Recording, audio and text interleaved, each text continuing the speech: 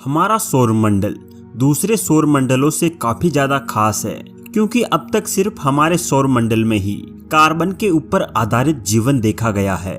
यूं तो ग्रहों में भी सिर्फ पृथ्वी के ऊपर ही जीवन को देखा गया है, परंतु आजकल हमारे वैज्ञानिक हमारे पड़ोसी ग्रहों के ऊपर भी नजर गड़ाए बैठे हैं। ग्रह का नाम मंगल हो या शुक्र, हमें सिर्फ इन ग्रहों के ऊपर मौजूद जीवन के सबूतों से ही मतलब है। ऐसे में आए दिन अलग अलग तरह के शोध व मिशनों का होना जाहिर सी बात है, क्योंकि हमें इन्हीं के जरिए ही दूसरे ग्रहों के बारे में पता चलता है। शुक्र की जब भी बात आती है तो मेरे मन में एक अनोखी सी उत्सुकता जन्म लेती हुई प्रतीत होती है, क्योंकि मंगल से विपरीत ये ग्रह जीवन की उत्पत्ति के लिए उतना भी सही नहीं है। वैसे देखा जाए तो इससे पहले भी मैंने शुक्र ग्रह के ऊपर कई सारे वीडियो बनाए हैं, परंतु ये वीडियो उन वीडियो से काफी ज्यादा अलग होने वाला है, क्योंकि हम इसमें एक बहुत ही खास टॉपिक के ऊपर चर्चा करने जा रहे हैं। तो मित्रों, क्या आप तैयार हैं शुक्र से जुड़ी एक बहुत ही खास विषय के ऊपर जानने के लिए? अगर आपका उत्तर हाँ है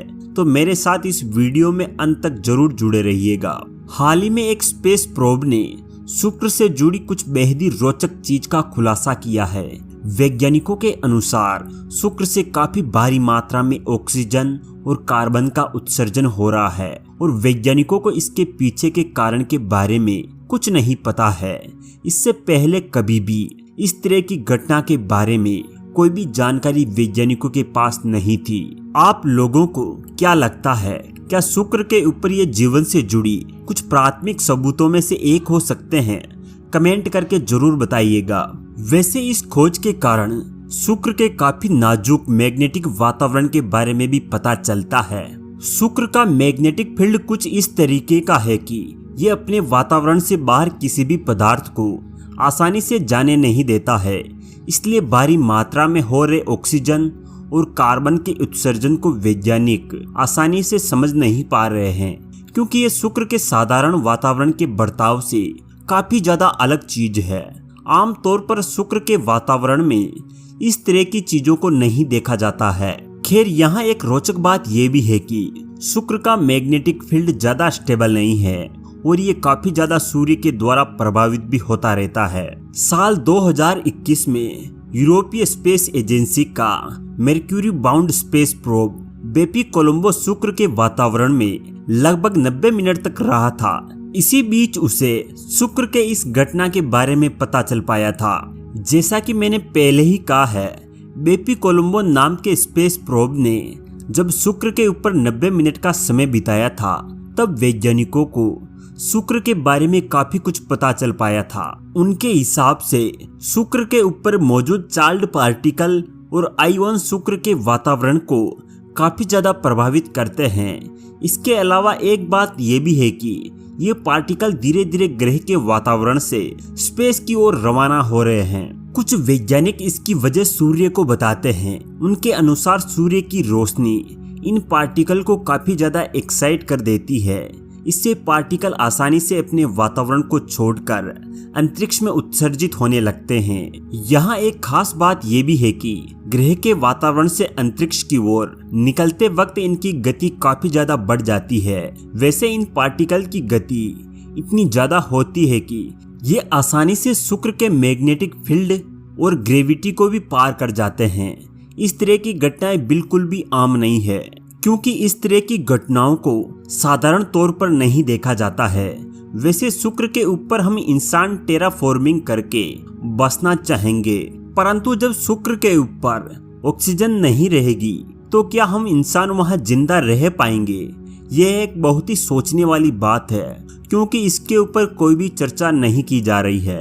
अगर हम इस घटना के गहराई में जाने का प्रयास करें तो हमें पता चलेगा कि शुक्र के वातावरण से बाहर की ओर निकलने वाले पार्टिकल्स वजन में काफी भारी होते हैं, इसलिए इन पार्टिकल्स के लिए ग्रह के गुरुत्वाकर्षण बल को पार कर पाना उतना ही आसान नहीं है। हालांकि अभी तक इसके बारे में सटीक कुछ पता नहीं चल पाया है।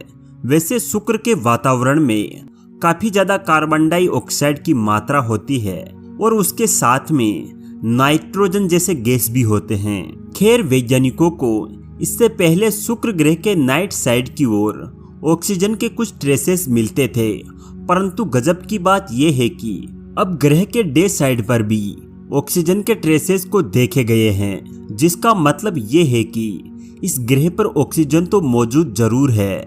हालांकि ये ऑक्सीजन हमारे लिए जिंदा रहने लायक है या नहीं, ये तो आने वाले समय में पता चल पाएगा।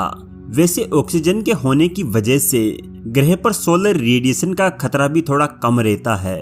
वैसे अगर हम शुक्र से निकल रही ऑक्सीजन की उत्पत्ति के बारे में जान लेते हैं, तब हम ग्रह के वातावरण और इसकी टाइमलाइन के बारे में भी काफी कुछ पता लगा सकते हैं। टाइमलाइन से मेरा मतलब है कि आखिर ये ग्रह कैसे समय के साथ चेंज व इन्वॉल्व हुआ है। इससे हमें ये फायदे होंगे कि शुक्र के ऊपर पानी के सबूतों के बारे में भी पता चल जाएगा।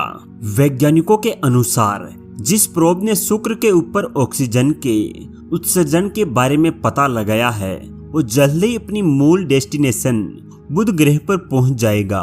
बहरहाल आने वाले दशक में कुछ बहुत ही उन्नत रोबोटिक प्रोब्स को शुक्र के ऊपर लॉन्च करने का प्रबंध किया जा रहा है।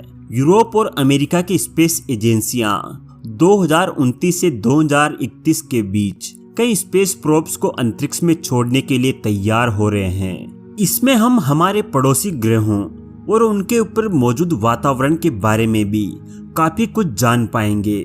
वैसे एक बात तो तय है कि आने वाले समय में हम शुक्र और मंगल जैसे ग्रहों के बारे में काफी कुछ अहम जानकारियों को इकट्ठा करने वाले हैं। इससे हमें हमारे सौरमंडल के बारे में और बारीक जानकारी मिल जाएगी, जिससे हम भविष्य में होने वाले स्पेस मिशनों को काफी अच्छे तरीके से अंजाम दे पाएंगे। यहाँ एक बात तो ये भी है कि हमारी अगली पीढ़ियों के लिए बसने लायक ग्रह को ढूंढना हमारे ऊपर एक जिम्मेदारी जैसा है। इसलिए इस बात को नजरअंदाज नहीं किया जा सकता है कि शुक्र और मंगल जैसे ग्रहों पर ऑक्सीजन और पानी जैसे जीवन के जरूरी कारकों का मिलना हमारे लिए कितनी ज्यादा अहम बात है। व्यक्तिगत रूप से मुझे ऐसा लगता है कि हमारे लिए इन ग्रहों पर और भी ज्यादा शोध करना जरूरी है, ताकि असल बात सामने आ सके। आज के लिए बस इतना ही।